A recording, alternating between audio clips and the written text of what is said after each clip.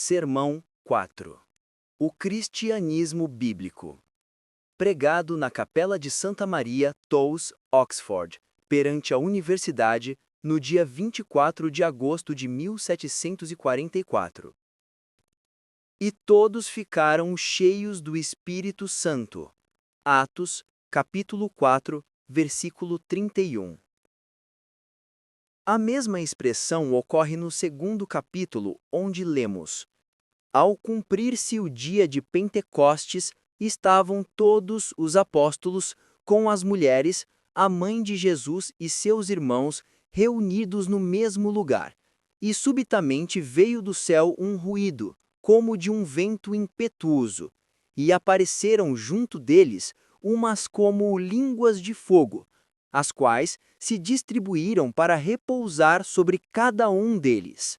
E todos ficaram cheios do Espírito Santo. O imediato efeito disto foi que começaram a falar em outras línguas, de modo que partos, medas, elamitas e outros estrangeiros que se reuniram quando se produziu o rumor, ouviram-nos contar em suas diversas línguas as obras maravilhosas de Deus. Atos, capítulo 2, versículos 1 e 6. Neste capítulo, lemos que, estando os apóstolos e irmãos orando e louvando a Deus, tremeu o lugar em que se achavam congregados, e todos ficaram cheios do Espírito Santo. Não encontramos aqui nenhuma aparência visível, tal como havia acontecido na passagem anterior. Nem temos informação de que os dons extraordinários do Espírito Santo tivessem sido então comunicados a todos ou a alguns dentre eles, como os dons de curar, de operar outros milagres, de profecia, de discernimento de espíritos, de falar diversas línguas e de as interpretar. Primeira Epístola aos Coríntios, capítulo 12, versículos 9 e 10. Que esses dons do Espírito Santo fossem destinados a permanecer na Igreja através de todas as idades, ou que eles sejam ou não restabelecidos à medida que se aproxime a restauração de todas as coisas, são questões que não é necessário decidir. É oportuno, entretanto, observar que, ainda na infância da Igreja, Deus repartiu esses dons da maneira mais parcimoniosa. Eram todos profetas? Eram todos operadores de milagres? Todos tinham o dom de curar? Falavam todos em línguas? De modo nenhum. Talvez nenhum em 1000. Provavelmente nenhum a não ser o mentor de cada igreja. E dentre estes mestres, talvez mesmo só alguns deles. Primeira Epístola aos Coríntios, capítulo 12, versículos 28 e 30. Foi, portanto, para um fim mais elevado do que a simples posse destes dons que eles ficaram cheios do Espírito Santo. A manifestação do Espírito Santo teve em mira conceder-lhes o que ninguém pode negar seja essencial a todos os cristãos em todos os tempos: a mente que havia em Cristo, os santos frutos do Espírito, os quais, não os tendo alguém, este tal não lhe pertence. Teve em vista enchê-los de caridade, jóia, paz, longanimidade, benignidade, bondade. Gálatas, capítulo 5, versículos 22 a 24. Dotá-los de fé, talvez esta ideia melhor se expresse pelo termo fidelidade, com humildade e temperança, habilitá-los a crucificar a carne com suas afeições e cobiças, suas paixões e desejos, e, em consequência da mudança interior assim assegurada, preencher toda a justiça exterior, andar como Cristo também andou, na obra da fé, na paciência da esperança, no trabalho de amor. Primeira Epístola aos Tessalonicenses, capítulo 1, versículos 3. Sem que nos envolvamos em curiosos e necessários inquéritos no tocante aos dons extraordinários do Espírito, consideremos de mais perto os frutos ordinários do Espírito, cujo florescer permanente foi garantido a todas as ages. Consideremos a grande obra divina realizada entre os filhos dos homens, obra que nos costumam designar por uma única palavra: cristianismo. Não no sentido de ser uma série de opiniões, um sistema de doutrinas, mas no sentido de corporizar algo que se refere ao coração e à vida dos homens. Este cristianismo pode ser utilmente considerado sob 3 aspectos diferentes. Primeiro, começando a existir em indivíduos. Segundo, passando de um homem para outro. Terceiro, cobrindo a terra. Finalmente, é meu desejo concluir estas considerações com uma clara aplicação prática. Primeiro, em primeiro lugar, consideremos o cristianismo em seu alvorecer, começando a existir nos indivíduos. Suponha-se que um dos que ouviram o apóstolo Pedro pregar o arrependimento e a remissão de pecados tenha sido tocado no coração, convencendo-se de pecado, arrependendo-se e crendo, afinal, em Jesus. Mediante essa fé infundida por Deus, que constitui a verdadeira substância das coisas que se esperam, a evidência das coisas invisíveis, Hebreus capítulo 11, versículo 1, na mesma hora recebe o Espírito Santo, pelo qual ele clama: Abba, Pai. Romanos capítulo 7, versículo 15. Pela primeira vez, dá a Jesus, pelo Espírito Santo, o nome de Senhor. Primeira Epístola aos Coríntios, capítulo 12, versículo 3. O próprio Espírito testificando com o seu Espírito ser ele Filho de Deus. Romanos, capítulo 8, versículo 16. Agora pode o crente verdadeiramente dizer: não vivo eu, mas Cristo é quem vive em mim. E a vida que eu agora vivo na carne, vivo-a pela fé no Filho de Deus, que me amou e se entregou por mim. Gálatas, capítulo 2, versículo 20. Esta é, pois, a verdadeira essência de sua fé. A divina evidência ou convicção do amor de Deus o Pai, através do Filho de seu amor, comunicado ao ímpio, agora aceito no bem-amado. E, sendo justificado pela fé, tem paz com Deus. Romanos, capítulo 5, versículo 1. Sim, tem a paz de Deus reinando em seu coração. Tem uma paz que, excedendo a toda compreensão, toda concepção meramente racional, guarda seu coração e mente de toda dúvida e de todo medo, graças ao conhecimento daquele em que confiou. Não pode ele temer, portanto, ser afligido por qualquer notícia má, porque seu coração permanece firme, crendo no Senhor. Não teme o que lhe possa fazer o homem, sabendo que mesmo seus próprios cabelos estão todos contados. Não teme os poderes das trevas que o Senhor está cada dia mais decisivamente esmagando sob os pés. Muito menos teme a morte, antes deseja partir e estar com Cristo.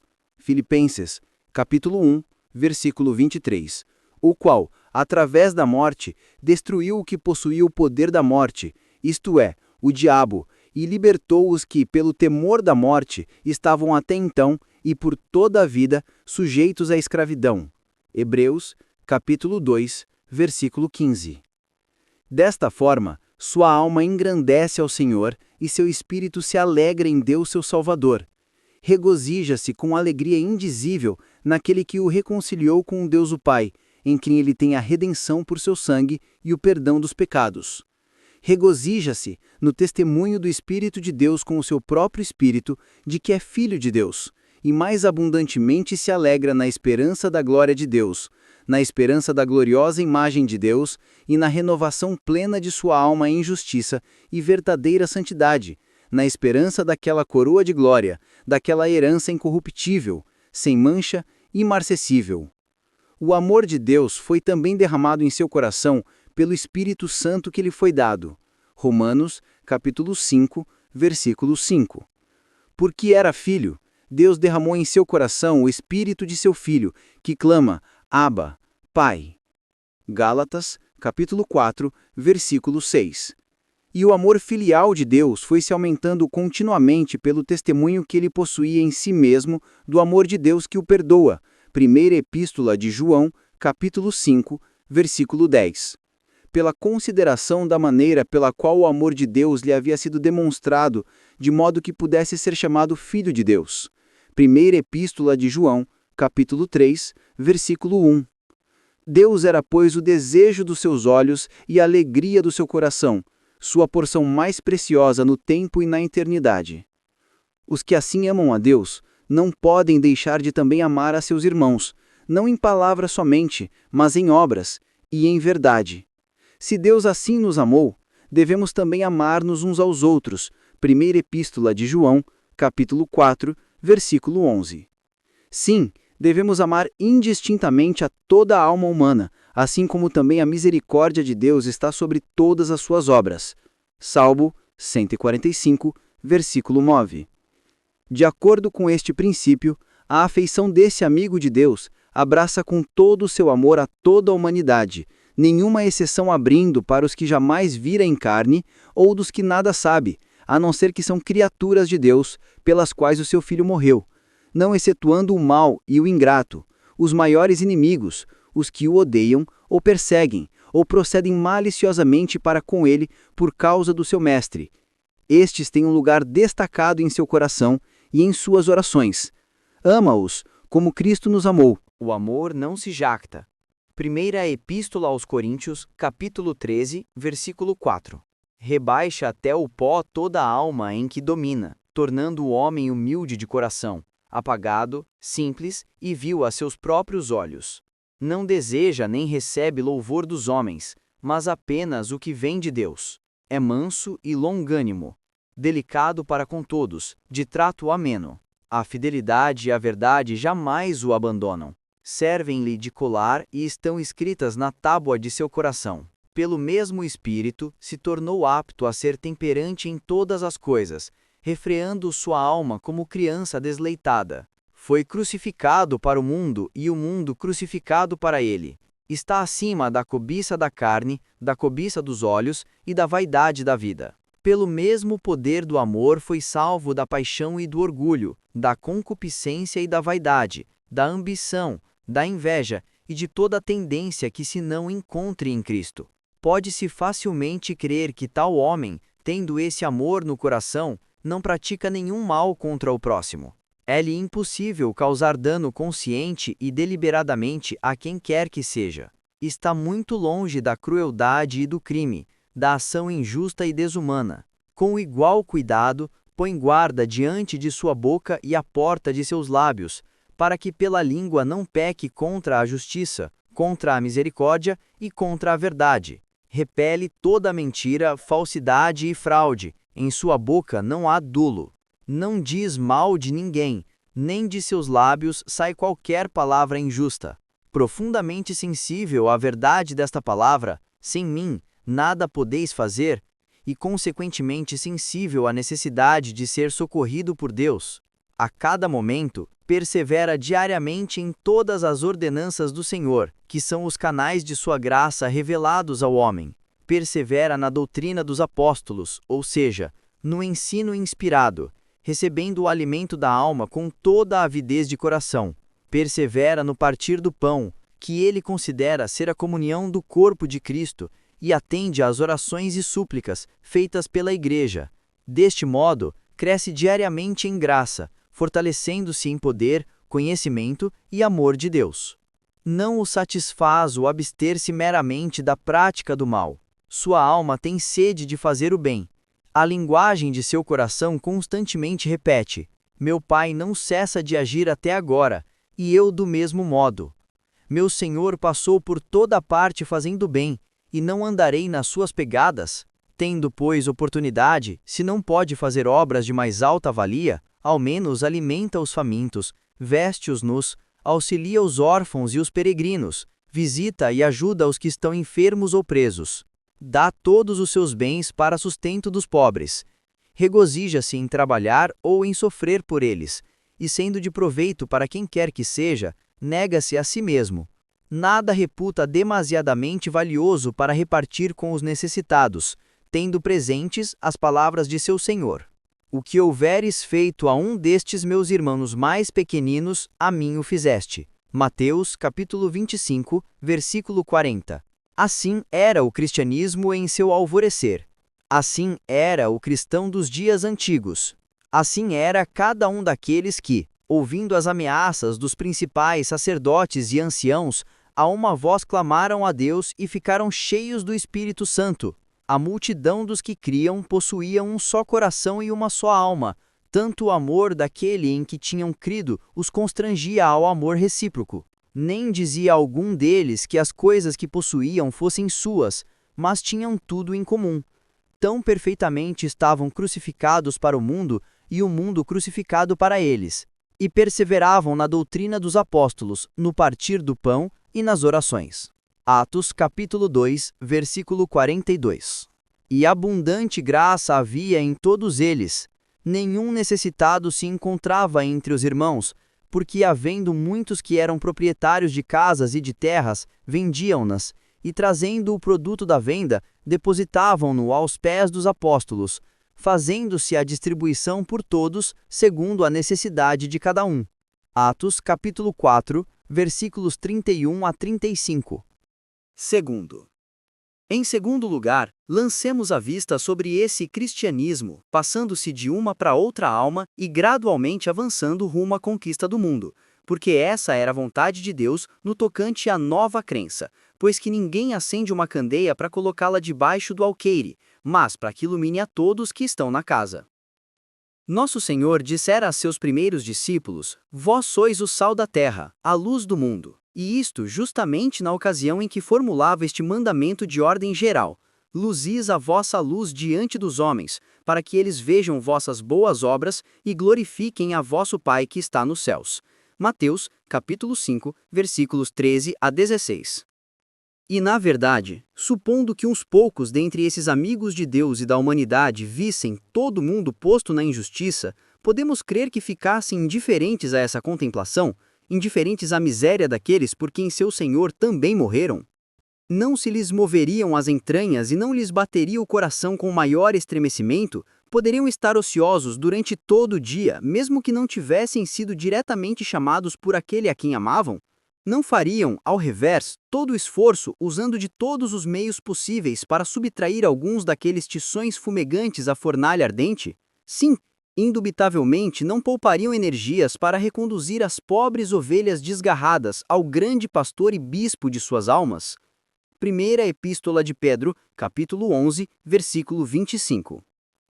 Assim o faziam os cristãos dos velhos tempos. Trabalhavam, segundo as oportunidades a seu alcance, por fazer o bem a todos os homens. Gálatas, capítulo 6, versículo 10. Instando para que fugissem da ira vindoura, destarte escapando à condenação do inferno. Declaravam que, dissimulando os tempos da ignorância, Deus manda agora que todos os homens, em toda parte, se arrependam. Atos, capítulo 10, versículo 30. Clamavam: Voltai-vos, voltai-vos de vossos caminhos, para que a iniquidade não seja vossa ruína. Ezequiel, capítulo 18, versículo 30. Arrazoavam com os pecadores acerca de temperança e retidão, ou justiça, virtudes opostas aos pecados dominantes, e do juízo por vir, da ira de Deus, que certamente se executará contra os que praticam o mal no dia em que Deus julgar o mundo. Atos, capítulo 24, versículo 25. Procuravam falar a todo homem individualmente no tocante às necessidades de cada um. Aos disciplentes, aos que se deixavam estar inconscientemente imersos nas trevas e sombra da morte, eles trovejavam: Desperta, tu que dormes, levanta-te dentre os mortos, e Cristo te iluminará. Mas, aos que já haviam sido despertados do sono e já tinham chorado a pressão do sentimento da ira de Deus, sua linguagem era: Temos um advogado para com o Pai, ele é a propiciação pelos nossos pecados. Sem perda de tempo, incitavam os que haviam crido ao amor e às boas obras, à perseverança paciente na prática do bem, ao mais vigoroso crescimento em santidade, sem a qual ninguém verá a Deus. Hebreus, capítulo 12, versículo 4. E não era em vão o seu trabalho no Senhor. Sua palavra circulava entre os homens e era glorificada. Crescia poderosamente e prevalecia. Ainda mais numerosas, porém, eram as queixas que se levantavam. O mundo em geral sentia-se ofendido, porque eles testificavam que suas obras eram más. João, capítulo 7, versículo 7. Os pecadores dados ao prazer ofendiam-se, não somente porque aqueles homens pareciam criados, por assim dizer, para reprovar seus pensamentos. Ele professa, diziam, conhecer a Deus. Ele chama-se a si próprio Filho de Deus. Sua vida não é semelhante à dos homens. Seus caminhos são de outra natureza. Ele se abstém de nossos caminhos como coisa impura. Gloria-se de que Deus seja seu Pai. Sabedoria, capítulo 2, versículos 13 a 16. Mas, principalmente, porque muitos dos seus companheiros tinham se afastado e não mais queriam correr com eles rumo ao mesmo excesso de orgia. Primeira Epístola de Pedro, capítulo 4, versículo 4. Os homens de boa reputação ressentiam porque, espalhando-se o evangelho, eles decresciam na estima pública, já que muitos não cogitavam mais de dar-lhes títulos lisonjeiros e de render à criatura as homenagens devidas somente a Deus. Os homens de negócios se congregavam e disseram: Senhores, sabeis que deste ofício vem nossa riqueza, mas vemos e ouvimos que estes homens persuavem e desviam a muita gente, com que nosso negócio corre perigo de se reduzir a nada. Atos, capítulo 19, versículos 25 em diante. Todos os homens de religião, assim chamados, os santos do mundo, sentindo-se prejudicados, serviam-se de todas as oportunidades para gritar: Homens de Israel, atenção! Achamos ser estes indivíduos sectários pestilentos e promotores de sedição por todo o mundo. Atos, capítulo 24, versículo 5. Estes são os homens que pregam a toda criatura, por toda parte, contra o povo e contra este lugar. Atos, capítulo 21, versículo 28. Foi assim que os céus se tornaram negros e carregados, e a tempestade, enfim, tombou com fúria. Quanto mais se espalhava o cristianismo, maior prejuízo causava, na opinião dos que o não receberam. E aumentava-se cada vez mais o número dos que se iravam contra os homens que assim transtornaram o mundo. Atos, capítulo 17, versículo 6. De modo que clamavam com crescente rancor: Tirai da terra estes homens, não convém que eles vivam. Além disto, eliam sinceramente que prestaria serviço a Deus quem quer que os matassem. Entretanto, os inimigos não cessavam de apresentar o nome dos cristãos como abominável. Lucas, capítulo 6, versículo 22, sendo que por toda parte se falava mal dessa seita. Atos, capítulo 28, versículo 22. Os homens diziam toda sorte de mal contra os cristãos, o que, aliás, tinham feito em relação aos profetas que foram antes deles. Mateus, capítulo 5, versículo 12. Onde se achava um que afirmasse a falsidade, aí apareciam muitos para crer, e as injúrias se multiplicavam como as estrelas do céu. Levantaram-se, pois, no tempo pré-estabelecido pelo Pai, perseguições de todo gênero. Alguns, por esse tempo, somente sofreram humilhação e injúrias. Outros sofreram a expropriação de seus bens. Outros ainda experimentaram escárnios e açoites, e até cadeias e prisões. E outros resistiram até o sangue. Hebreus, capítulo 10, versículo 34, e capítulo 11, versículo 36 em diante. Foi então que os fundamentos do inferno se abalaram e o reino de Deus foi se alargando progressivamente. Por toda parte havia pecadores, voltando-se das trevas para a luz e do poder de Satanás para Deus. O Senhor deu a seus filhos uma tal eloquência e sabedoria que os adversários não podiam resistir-lhes, correspondendo também o testemunho de sua vida à profissão de seu verbo. Mas, acima de tudo, seus sofrimentos possuíam eloquência de alcance universal. Provavam ser servos de Deus em aflições, em necessidades, em angústias, nos açoites, nas prisões, nos tumultos, nos trabalhos, em perigos no mar, em perigos no deserto, em fadigas e penas, em fome e sede, em frio e nudez. Segunda Epístola aos Coríntios, capítulo 6, versículo 4 em diante. E quando, tendo combatido o bom combate, eram levados como ovelhas ao matadouro e oferecidos como sacrifício em serviço de sua fé, o sangue de cada um recuperava então a voz, e para testemunho aos pagãos, estando mortos, eles ainda falavam. Assim se espalhou o cristianismo sobre a face da terra. Cedo, porém, o joio apareceu em meio do trigo, e o mistério da iniquidade operou, assim como o mistério da piedade. Logo Satanás achou uma cátedra, mesmo no templo de Deus, fugindo a mulher para o deserto, e sendo os fiéis outra vez apartados dentre os filhos dos homens. A partir desse ponto, marchamos a passos largos.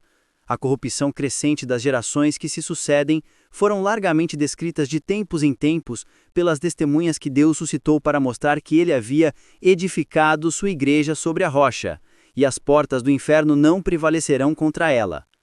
Mateus, capítulo 14, versículo 18. Terceiro, veremos porventura maiores coisas do que estas? Sim, maiores do que as tem havido desde o começo do mundo. Pode Satanás fazer naufragar a verdade de Deus ou invalidar suas promessas?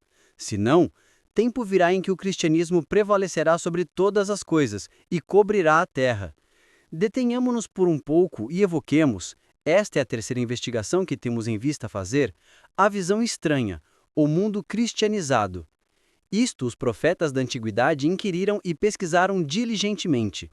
Primeira Epístola de Pedro, capítulo 1, versículos 10 e 11 em diante, assim testificando o Espírito que estava neles. E acontecerá nos últimos dias que o monte da casa do Senhor será estabelecido no topo das montanhas, e será exaltado acima de todos os montes. E todas as nações concorrerão a ele.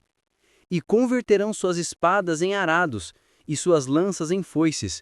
Nenhuma nação tomará da espada contra outra nação, nem se adestrarão jamais para a guerra. Isaías, capítulo 2, versículos 2 e 4. Naquele dia haverá uma raiz de Jizé, que será como insígnia ao povo. A ela buscarão os gentios, e seu descanso será glorioso. Acontecerá naquele dia que o Senhor tornará a estender sua mão para recobrar o resto de seu povo, e será posto como um sinal para as nações. E ajustará os desterrados de Israel, e dos quatro cantos da terra ajuntará os dispersos de Judá. Isaías, capítulo 11, versículos 10 a 12. O lobo habitará com o cordeiro, e o leopardo fará morada com o cabrito, e o novilho, o leão e a ovelha pastarão juntos, e uma criança os guiará. Não haverá dano nem destruição, diz o Senhor, em todo o meu santo monte, porque a terra será cheia do conhecimento do Senhor, como as águas cobrem o mar. Isaías, capítulo 11, versículos 6 a 9. No mesmo sentido são as palavras do grande apóstolo, palavras que evidentemente nunca foram cumpridas. Porventura rejeitou Deus ao seu povo? De modo nenhum, mas pela transgressão deles veio a salvação aos gentios. E se a transgressão deles é a riqueza do mundo e o seu abatimento a riqueza dos gentios, quanto mais a sua plenitude. Porque não quero, irmãos, que ignoreis este mistério, que o endurecimento veio em parte a Israel, até que haja entrado a plenitude dos gentios, e assim todo Israel será salvo. Romanos, capítulo 11, versículos 1, 11, 12, 25 e 26. Suponhamos seja chegada a plenitude do tempo e sejam cumpridas as profecias. Que perspectiva é essa? Tudo é paz, quietude e segurança para sempre. Não há rumor de armas, nem estrondo confuso, nem vestes encharcadas de sangue. A destruição terá tido seu fim perpétuo. Sobre a face do planeta cessaram-se as guerras. Não haverá nem mesmo restos de comoções intestinas, nenhum irmão levantando-se contra seu irmão, nenhum país ou povoado dividido contra si mesmo, e despedaçamento às próprias entranhas. A discórdia civil se acabará para sempre, e nada ficará para servir de fomento de destruição ou de ofensa ao próximo.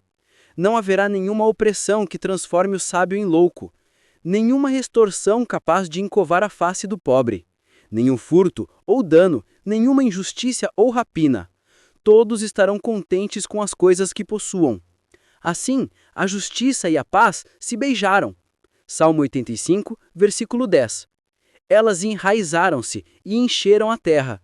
A justiça floresceu sobre a terra, e a paz deitou seus olhos desde os céus. Com a justiça também se acha a misericórdia. A terra não mais se cobre de habitações cruéis. O Senhor destruiu o sedento de sangue e o malicioso, o invejoso e o vingativo. Onde ainda haja uma provocação, aí falta quem acredite na eficácia da retribuição do mal pelo mal. Na verdade, não haverá todavia quem pratique o mal, nenhum sequer, porque todos serão inocentes como pombas, cheios de paz e de alegria na crença e unidos em um só corpo pelo Espírito. Eles se amam como irmãos e têm um só coração e uma única alma. nem algum diz que possui como coisa sua os bens que lhe pertencem. Em seu meio não há quem padeça falta, porque cada um ama seu próximo como a si mesmo. E todos andam segundo a regra evangélica. Aquilo que quiserdes que os homens vos façam, fazei-o semelhantemente a eles. Segue-se que nenhuma palavra má se há de ouvir entre eles, nenhuma contenda de língua, nenhuma controvérsia de qualquer espécie, nenhuma exprobação ou maledicência, mas cada um abrirá sua boca com sabedoria, e em sua língua existirá a lei da tenrura. São igualmente incapazes de fraude e engano. Seu amor é sem dissimulação. Suas palavras são sempre a justa expressão do pensamento. Tem, por assim dizer, uma janela aberta em seu próprio peito, para que vejam seu coração os que o quiserem e verifiquem que somente o amor de Deus ali reina. Sendo assim, onde o Senhor Onipotente exerce seu poder admirável e reina, subjugando todas as coisas a si mesmo, todo o coração transborda de amor, e toda a boca se enche de agradecimentos de ações de graças. Feliz o povo que se encontra em tal situação. Sim, bem-aventurado o povo que tem ao Senhor como seu Deus. Salmo 144, versículo 15. Levantai-vos, brilhai, diz o Senhor, porque vossa luz veio e a glória do Senhor se levantou sobre vós. Conheceste que o Senhor sou o vosso Salvador e vosso Redentor, o poderoso Deus de Jacó. Fiz de seus oficiais paz e de seus exatores justiça. Jamais se ouvirá de violência em vossa terra, nem de ruína ou devastação em vossos limites. Mas chamareis as vossas muras salvação, e as vossas portas louvor. Todo o vosso povo será uma nação de justos. Nunca mais o sol terais para que vos dê luz durante o dia, nem a lua vos dará o seu brilho. Mas o Senhor será para vós luz eterna, e vosso Deus será a vossa glória. Isaías, capítulo 60, versículos 1, 10, 16, 19, 20 e 21. Conclusão prática. Tendo, pois, considerado, ainda que brevemente, o cristianismo em seu começo, em seu crescimento e cobrindo, afinal, a terra, resta somente que eu conclua com uma aplicação clara e prática. Em primeiro lugar, desejo inquirir: onde existe agora este cristianismo? Onde, pergunto, vivem os cristãos? Qual é o país cujos habitantes estão cheios do Espírito Santo, possuindo todos um só coração e uma só alma, que não toleram que ninguém sofra privações, mas continuamente dão a cada um segundo suas necessidades, tendo cada um e todos o amor de Deus a lhes encher o coração, constrangendo-os a amar a seu próximo como a si mesmos? Todos possuindo corações compassivos, humildade de espírito, paciência e longanimidade, não ofendendo de modo algum, nem por palavras, nem por atos a justiça, a misericórdia e a verdade, mas fazendo em todos os sentidos e a todos os homens o que queriam que eles lhes fizessem? Podemos com propriedade chamar cristão a um país que não corresponda à descrição ora feita? Confessemos, neste caso, que jamais vimos sobre a terra um país cristão. Eu suplico-vos, irmãos, pela misericórdia de Deus, que, ainda que me considereis como louco ou insensato, todavia me suporteis como a um louco. É de urgente necessidade que alguém use para convosco de grande clareza de linguagem. Isto se torna mais especialmente necessário nesta oportunidade, porque quem sabe se não será esta a derradeira?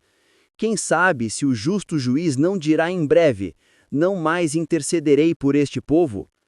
Se Noé, Daniel e Jó estivessem nesta terra, não fariam outra coisa senão salvar a própria alma? E quem usaria desta fraqueza senão eu? Por isso ainda falarei, e vos conjuro, pelo Deus vivo, que não endureçais os vossos corações, predispondo-os à contrarrecepção de uma bênção trazida pelas minhas mãos.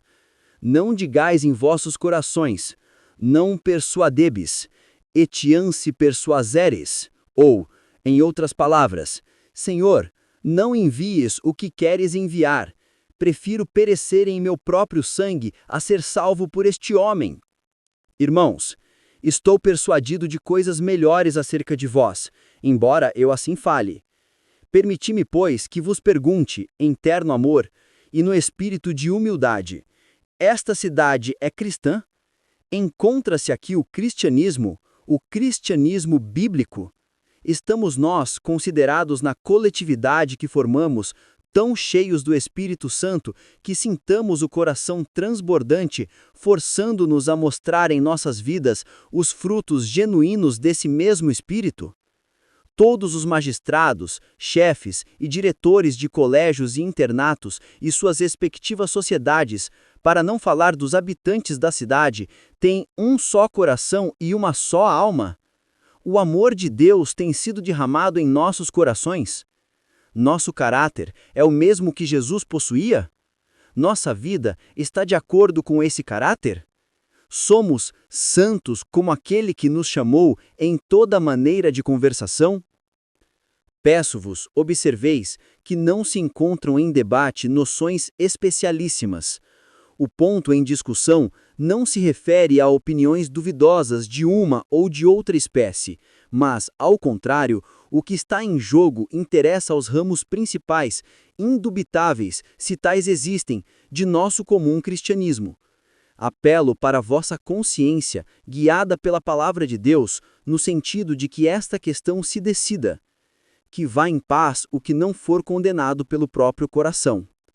No temor e na presença do grande Deus, perante o qual vós e eu devemos em breve comparecer, rogo-vos, pois, a vós que tendes autoridade sobre nós, e a quem eu reverencio em atenção ao ofício que exercem, que considereis, não a maneira dos que iludem Deus, se estáis cheios do Espírito Santo. Estais vividamente retratando aquele que fostes chamados a representar entre os homens? Eu disse, vós sois deuses. Vós, magistrados e governadores, estáis pelo ofício ligados estreitamente ao Deus dos céus. Em vossos vários postos e encargos deveis nos mostrar o Senhor, nosso governador. Todos os pensamentos do vosso coração, todas as vossas inclinações e vossos desejos coincidem com a santidade da vossa alta vocação? Todas as vossas palavras se assemelham às que saem da boca de Deus? Há dignidade e amor em todas as vossas ações e uma grandeza que as palavras não podem expressar e que somente pode defluir de um coração cheio de Deus, mas que tudo consistente com o caráter do homem que é verme e do filho do homem que é verme? Veneráveis senhores, que fostes mais especialmente chamados para formar a mente tenra da juventude, para delas espancar as sombras da ignorância e do erro, e erguer os moços à condição de sábios para a salvação. Estais cheios do Espírito Santo, produzindo todos os frutos do Espírito, que vosso importante ofício tão indispensavelmente requer? Todo vosso coração está em Deus, cheio de amor e zelo suficientes à edificação, na terra de seu reino. Constantemente lembrais aos que estão sob vosso cuidado que o único fim racional de todos os nossos estudos é conhecer, amar e servir a um único verdadeiro Deus e a Jesus Cristo, a quem ele enviou. Inculcais neles, dia a dia, aquele amor que nunca se acaba, quer haja línguas, elas cessarão. Conhecimentos filosóficos, eles se esvairão. Inculcais a convicção de que, sem amor, toda a erudição não passa de ignorância esplêndida, pomposa loucura, vexação do espírito. Todos os vossos ensinamentos tendem para o amor de Deus e, consequentemente, conduzem ao amor de toda a humanidade. Tendes os olhos fixos nesse objetivo, qualquer que seja a espécie, a forma e a medida dos estudos que façam os moços, desejando que, qualquer que seja a tarefa que toque a esses jovens soldados de Cristo, sejam eles outras tantas luzes acesas e brilhantes adornando o Evangelho de Cristo em todas as coisas? Trabalhais neste sentido? Permiti-me perguntar, aplicais toda a vossa energia na vasta obra que empreendestes? Trabalhais nela com toda a vossa força, exercitando todas as faculdades de vossa alma, usando de todos os talentos que Deus vos emprestou, e isto até o limite máximo de vossa capacidade? Não se diga que falo aqui como se todos os que se acham debaixo de vosso cuidado fossem clérigos. Não, falo como se todos fossem cristãos. Mas que exemplo lhes damos, nós que desfrutamos dos benefícios de nossos antepassados? Que exemplo é dado pelos colegas, estudantes, letrados e mais especialmente por aqueles que são da mesma condição e dignidade? Produzis em abundância, irmãos, os frutos do Espírito em humildade de mente, em abnegação e mortificação, em seriedade e compostura de espírito, em paciência, brandura, sobriedade, temperança e em infatigável, incansável empenho de fazer toda sorte de bem a todos os homens, mitigando suas necessidades temporais e levando suas almas ao verdadeiro conhecimento e amor de Deus? E este é o caráter geral deles? Temo que não seja. Antes, o orgulho e altivez de espírito, impaciência e rabugice, preguiça e indolência, glutonaria e sensualidade, e ainda uma inutilidade proverbial.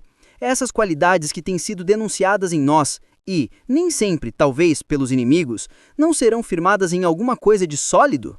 Oh, que Deus retire essa acusação de sobre nós, de modo que até sua lembrança pereça para sempre. Muitos de nós somos mais imediatamente consagrados a Deus, chamados que fomos a ministrar nas coisas santas. Somos nós modelos no resto? Na palavra, na conversação, na caridade, no espírito, na fé e na pureza? Primeira Epístola a Timóteo, capítulo 4, versículo 12. Está escrito em nossa fronte e em nosso coração, santidade ao Senhor? Que motivos nos levaram a abraçar este ofício? Foi esta a missão empreendida com olhos simples para servir a Deus, crendo que fomos intimamente movidos pelo Espírito Santo ao tornarmos o encargo deste ministério para a promoção de sua glória e a edificação de seu povo? E estamos nós evidentemente resolvidos, pela graça de Deus, a devotar-nos totalmente a este ofício? Esquecemos e pomos de parte, tanto quanto de nós dependa, todos os cuidados e estudos seculares? Aplicamo-nos inteiramente a essa tarefa única e conduzimos todos os nossos cuidados e estudos de acordo com tal desígnio? Somos aptos para ensinar? Somos ensinados por Deus de modo que possamos também ensinar aos outros? Conhecemos a Deus? Conhecemos a Jesus Cristo? Deus revelou seu Filho em nós? Fez-nos ele ministros capazes do novo pacto? Onde estão, logo, os selos de nosso apostolado? Quem, estando morto em delitos e pecados, foi vivificado mediante nossa pregação? Temos um zelo devorador por salvar as almas da morte, de modo que por amor delas com frequência nos esquecemos até de comer nosso pão? Falamos claro, pela manifestação da verdade, recomendando-nos a nós mesmos na presença de Deus a consciência de todo o homem? Estamos mortos para o mundo e para as coisas do mundo, ajuntando nos céus todo o nosso tesouro? Exercemos domínio sobre a herança de Deus ou somos os derradeiros, os servos de todos? Quando recebemos o opróbrio de Cristo, sentimos o peso disso ou nos regozijamos? Quando somos feridos em uma das faces, iramo-nos? Impacientamo-nos com as afrontas ou voltamos também à outra face, não resistindo ao mal, mas vencendo o mal com o bem? Temos um zelo amargo a nos incitar ao combate acérrimo e apaixonado àqueles que estão fora do caminho da fé? Ou nosso zelo é a chama de amor, dirigindo todas as nossas palavras no sentido da doçura, da humildade, da brandura e da sabedoria? Ainda mais, que diremos acerca da juventude deste lugar? Tem a forma ou o poder da santidade cristã? És humilde, dócil, prudente ou obstinado, voluntarioso, impulsivo e presumido? És obediente aos superiores como aos pais, ou desprezas aqueles a quem deves a mais sincera reverência? Diligente no desempenho de teus deveres, realizando seus estudos com todas as suas energias, redimes o tempo cumprido cada dia a soma de trabalho que ele comporta? Ou ao contrário, não tens consciência para contigo mesmo, consumindo dia após dia, seja além do que não se relaciona ao cristianismo, seja jogando ou em não sei o quê? És melhor administrador de teus bens do que de teu tempo? Tens cuidado de não dever nada a pessoa alguma por princípio? Lembras-te do dia do Senhor para o santificá-lo, empregando-no no mais íntimo culto a Deus? Quando estás em sua casa, consideras que Deus ali está presente? Portas-te como quem vê o invisível? Sabes guardar teu corpo em santificação e honra? A bebedura e a impureza não estão entre vós? Não há entre vós quem se glorie em sua própria ignomínia? Não tomais muitos de vós o nome de Deus em vão, talvez habitualmente, sem remorso nem temor? Sim, não há um grande número de vós que é perjurado. Temo seja crescente essa multidão. Não se surpreendam, irmãos. Diante de Deus e desta congregação, confesso ter sido do número daqueles que solenemente juraram observar todas as boas regras aí enumeradas. Não sabia então nada delas, nem dos estatutos que eu, quando muito li por cima, nesse tempo ou alguns anos depois? Se isto não é perjúrio, então o que será? Se é, que volume de pecado! Sim, pecado de negrume incomum! Pesa sobre nós, e o Altíssimo não olha para tal transgressão?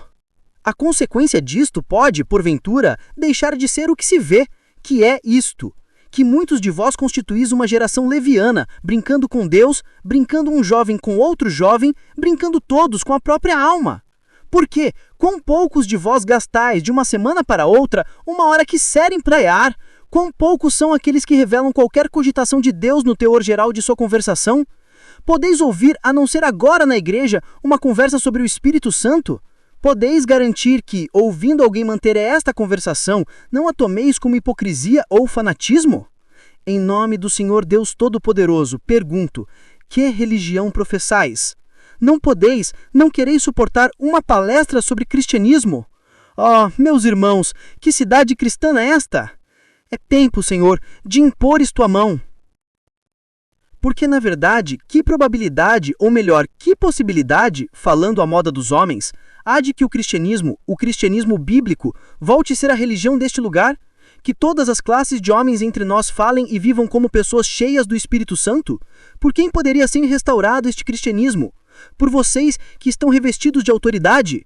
Estão convencidos, pois, de que este cristianismo não seja bíblico? Desejam que ele seja restaurado?